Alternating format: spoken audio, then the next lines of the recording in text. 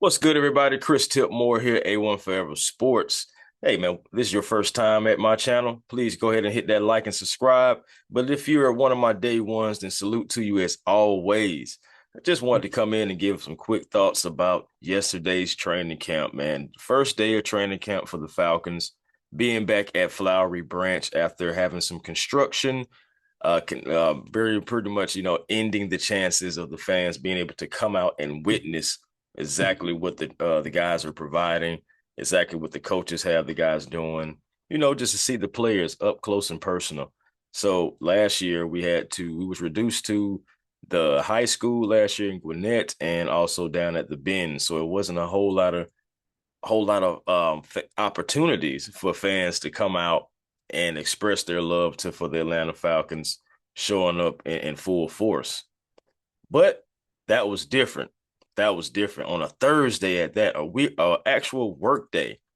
That crowd out there was awesome. Shout out to every last Falcon fan that pulled up to Falcons training camp. I'm telling you, like, man, it was so many people. It was wonderful to see. Got to link up with a lot of the brethrens and content creators within the Falcons community. So I'm happy to do that. Always seeing Berto, Smitty, Big Low hanging out with T Will, Jack Spade, seen Alex as well, Knuckles MMA. Man, it was just so many people that seen Boss Man Gotti. Man, who else was it? Just seeing Falcon fans like super fans like Miss Karina, seeing Miss Lisa Shepherd. It was just a wonderful, just conglomerates of people that I've just been able to see, man. And I was absolutely happy to see these guys, man. It was good times, good times. I just want to say, like, when I first pulled up, I got there about 7:15-ish or something like that. I think about 7:10. I took a picture of the Flowery Branch sign at exit 12 and went on ahead and I was seeing, I know that was around 7:10. So yeah, about 7:15, I parked. First person I see, Jack Spade. First person I see, like, he was walking. They didn't have the shuttles at that time, but luckily for us, we got there just in time because we was talking for a second and we were starting to walk. Next thing you know, here comes a shuttle pulling up to pick us up. Took us up there to the front to where the beginning stages of where you need to go in at. They have like a whole little section. It was nice. For those who haven't been there, I don't know. Like I said, this is my first time, so going to training camp. So I'm just illustrating like everything that I saw. And they had the whole post and everything saying fan entry right here. That's where I was able to first link up with Smitty and the guys, meeting the family members, meeting friends, all type of stuff like that. A lot of people I met for the first time. It was awesome seeing these guys. Also, we finally got in because we've been waiting. We was out there waiting for well over an hour.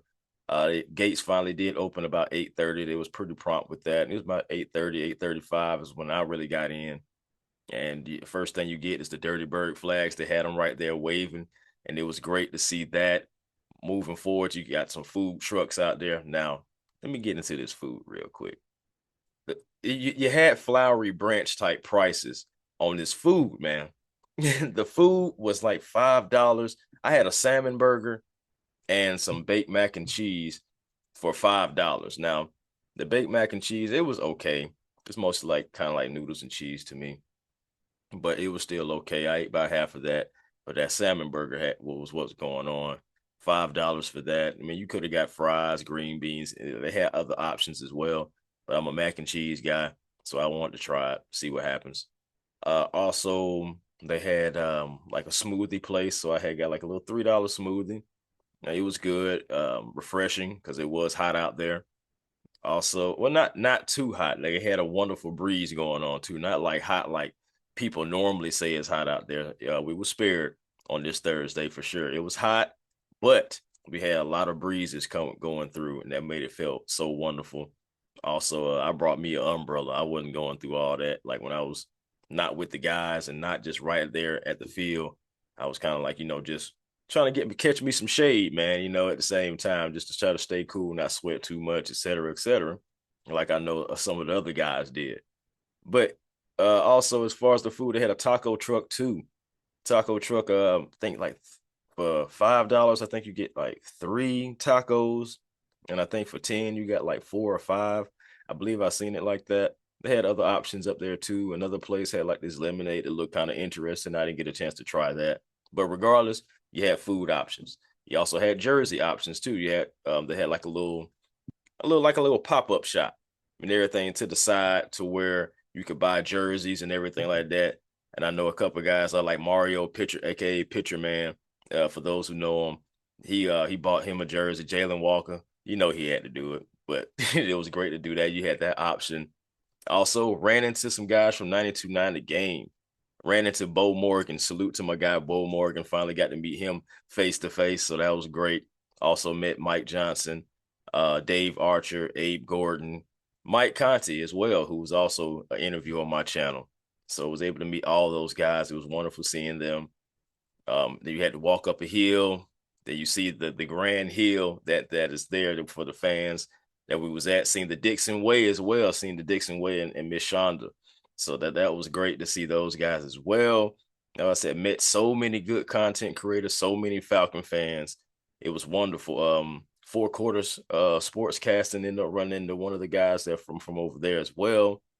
So again, like more and more content creators, more and more Falcon fans just out there fellowshipping for the guys. Now let's get into actual training camp itself.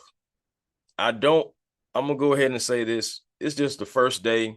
There was no pads. These guys out there in shorts, shorts. You know what I'm saying? Joggers, all that stuff like that. So take that in consideration. But the first guy that was out on the field that the fans saw was Michael Penix Jr. You love to see it. That's our quarterback, our field general, the leader of this team. And he was the first person to kind of run out there and just, just get a feel of the field, getting out there, getting his mind together, running around for a second, just getting that feel. Of course, everybody cheered who was there at the time because training camp hadn't started yet. He was just, running on the field. Next was Drake London. Drake London ran out there as well. And, we all went crazy. Let's do it, 5, all the good stuff. So it was wonderful seeing that as well. Training camp started. You seen a lot of different looks. I mean, it wasn't necessarily like they was having the players in different situations. You never know exactly if the situation is more favorable to the offense or the defense, because you do have those things in training camp. You'll have the coaches working on a certain play, a certain throw, certain look for multiple times at the same time too. But they did like to mix it up somewhat, so it wasn't just always just repetitive. Some guys that just stood out to me, of course, Bijan Robinson. Bijan Robinson, well, let me start with Michael Penix first. Michael Penix, he looked well. He did go against second team defense a lot, but at the same time, he still looked well. And Kirk Cousins, he looked well too. So he got sacked once, but and I believe that was against Brandon Dorless, I believe, got that.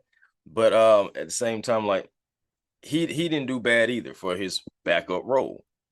And Michael Penix Jr., he was fluent with his passes. He looked well. He looked good. The pass rush, they was trying to get after him, but he looked well. Bijan Robinson, absolute beast, like he always is.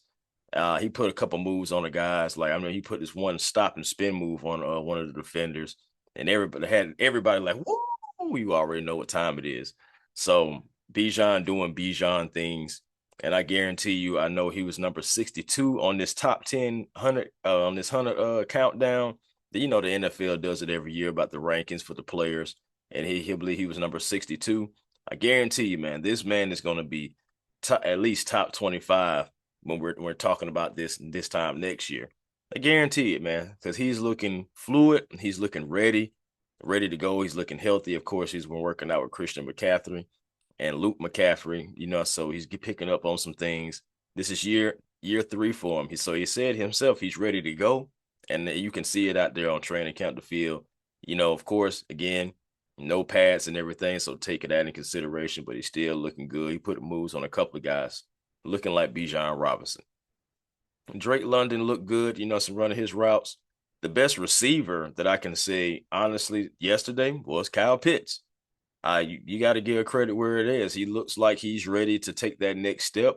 Of course, That's just one day. This is only one day. We'll see how it goes, so moving forward in the training camp. Darnell Mooney looked excellent, even though he did go down with like a little minor injury. I'm not sure exactly what's going to happen with that and his status with that right now, but he did go down with a little something. Tried to make an excellent catch, and I believe it might have been precautionary on why you just keep him out, but definitely keep the status on that because he was doing his thing as well before he went out. You can definitely see that Darnell Mooney still has that speed to get behind the defense, take the top off, and he was showing that a few times yesterday before he exited. Like I said, Kyle Pitts though was the best receiver that it looks like Zach Robinson may be using him for in that receiving role, similar to how it was back in 2021 when he was pretty much the only real threat, the only target for Matt Ryan. It looks like he may get back to that. We'll see exactly what happens. We know he was stretched out wide a lot in his rookie season, and more so when we had Arthur Smith a little bit. We're going to see exactly what happens with that moving forward. But that was a nice little wrinkle to see him more so at a wide receiver role. He's the guy that is a matchup nightmare. We talk about it all the time. Too fast for the guys across the middle, too big for the guys who are trying to cover him deep. So we're going to see what happens, man. I'm looking for good things for Kyle Pitts. Again, it was good seeing him out there and being aggressive and, saying looking fluid, looking healthy at least. Looking at least like he's healthy or at least well enough to go and give it a go out there on that field. You look at the offensive line. Offensive line, I can't complain about them overall. They look well. The defensive line was getting after it. Leonard Floyd, Brandon Dorless, guys like that, they were trying to get after the quarterback, especially Michael Penix. Leonard Floyd was coming. Leonard Floyd was coming for Michael Penix. And that's what you want to see, though, because you want to see that intensity and that tenacity, so like going after it. Another guy that also that did well, I believe, was Billy Bowman. Billy Bowman Jr. was all over the place. He was all over the place, shooting gaps. Anytime, they was coming into his zone, he was being one of the guys that was taking the next step. Divine Diablo looked like he's going to be that sideline guy. Again, of course, this is all first day again, but Divine Diablo looked like he is going to be the man in the middle. A couple of times you would see him running with Bijan Robinson, like almost step for step, so just that speed, that's what we brought over from him again. Like I said, I was giving him some grace because he played for the Raiders. Maybe they just didn't have the right staff to possibly unlock him. But I know just athleticism is there. That sideline to sideline ability and that mic ability is all there. It is. As far as like in the back end, I've already said about Billy Bowman. Jesse Bates is there. Jesse's Jesse, but Jordan Fuller did get first team snaps. And I was expecting that because, again, me and Smitty, we talked about it, how Jordan Fuller and also he came from the Rams and has that relationship with Raheem Morris playing back on that team. And, you would expect him, because he's a strong communicator, you would expect him to get that nod with the first teams. And again, I said it, this is Jordan Fuller's job to necessarily lose. So we'll see what happens with that moving forward in the training camp. But he did get first team snaps. Again, all the way around. Again, I just want to keep reiterating that this was only a first day, no pads. These guys just running out there kind of like really just getting the feel of the game all over again. Other guys that you expect to play, Kobe Bryant, he was not out there. He had a non-football injury going on. So maybe he was just feeling under the weather or something. Keep that in mind. Keep that monitoring. We'll see what happens with that. There's a couple other guys as well that was out, but it was just not a major thing. I believe it was just a non-football injury. We will see what happens with that moving forward, though, in training camp. Because again, it was just the first day. It's still going to be a long training camp, even though it's going to go by fast. Another thing I want to say. Oh, of course, got to get into what happened after training camp.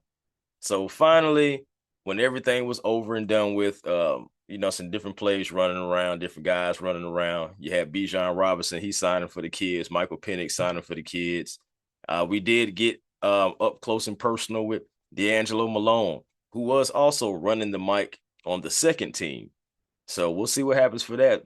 D'Angelo's looking lean. Saying like seriously, like he can like they're gonna use his speed and athleticism, like Smitty always wanted them to do. Seems like they're maybe gonna try to find a role for him. Maybe, hopefully, he can carve out a role because he is looking like he's in shape to for a different role. Possibly, maybe there'll be like a secondary Mike or just a guy out there with that athleticism and the speed to get two guys. And we'll see what happens. You've seen toward the end of last year, they started using D'Angelo Malone in actual sets. I know him and Arthur Albuquerque was out there coming from one side to the other. So we'll see exactly what we have for D'Angelo Malone. You see that they're trying to use that speed and take advantage of that ability that he had back when he was at Western Kentucky. So we'll see what happens with that, man. I am excited, but we'll see. Yeah, I know I've said that a lot, but we will. Now, moving next, so D'Angelo Malone, Casey. Um, I'm sorry, I'm drawing a blank. My goodness, I'm drawing a blank on his name because I'm not trying. Oh, Ray McLeod, he came over. We got a picture in with Ray McLeod. He was signing things for people. Also, who else came over there? Man, it was a bunch of guys. It wasn't like a whole bunch of them. I'm trying to remember every player that came over because it was so much excitement for me. Not gonna lie to you, my first training camp, I was all smiles.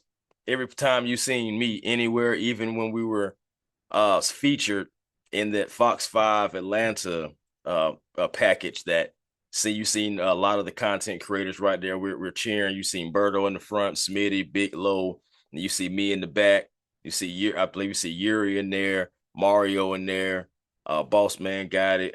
It was another gentleman. I didn't never catch his name, but he had a big Falcon hat on. He with a bunch of chains and everything like that. Salute and shout out to that gentleman because he was out there repping as well. But we was all out there in full force, man. And you had players coming over, saying being a part of that. Oh man, who else came over? I cannot remember all the players, but at the end of the day, like a few guys came over, showed love. We was all fellowshipping, got things signed. So you love to see it, man. And the energy was there. Players in good spirits, saying thanking us for coming out, supporting, and just it was all love, man. That's all I really can say. Everything was all love. Got up out of there. Traffic wasn't too bad getting up out of there either. I know some people had already left, some beforehand because some people didn't try to stay for the autograph sessions or nothing like that. When training camp was over, they bounced, and that's fine too. So maybe that was one thing that helped it as far as like the traffic goes, but it wasn't crazy trying to get back. All in all, I wish I would have went to the Mall of Georgia though. I know, man, Yuri tried to tell me to. He was like, man, I'm about to go to the Mall of Georgia, man. You should pull up. And I was going to, but man, I headed on back. I headed on back. And but all in all, good experience. It's a great experience. I was only going off of 3 hours of sleep because I knew I wanted to get there early. Plan to go to another training camp as well. I'm gonna try to see if I can get to two more actually because I want to soak up all of this experience and I want to actually be one of the guys that's out there consistently going to Flowery Branch, you know what I'm saying, and reporting about the Falcons. I want to go to different places, report about the Hawks. It's just about my Atlanta teams, period. I'm an Atlanta kid, so I'm always going to have that somewhat bias to always want to cover my Atlanta teams, but I am still open always to other things as well, other opportunities for those who may see this. So at the end of the day, guys, training camp was live first day. So I'm not I'm not going to invest in a lot of real estate on the first day, but I do want to say I did see some great things as I was illustrating in this video. All around, great experience. Can't wait to get back. Can't wait to see some of these guys again before some of them have to go back out of town, before some of those, besides that they've, gone to Flowery Branch enough and they got to get back to real life. So regardless, salute to everybody, man. Peace and blessings to everybody. Find your peace today. Positive energy always creates elevation, and that's how you find your peace. Again, Salute to everybody who showed up for training camp on Thursday. And I'm looking forward to seeing who's going to pull up on Saturday. So peace and blessings to you all, guys. And to you all, I'll holla.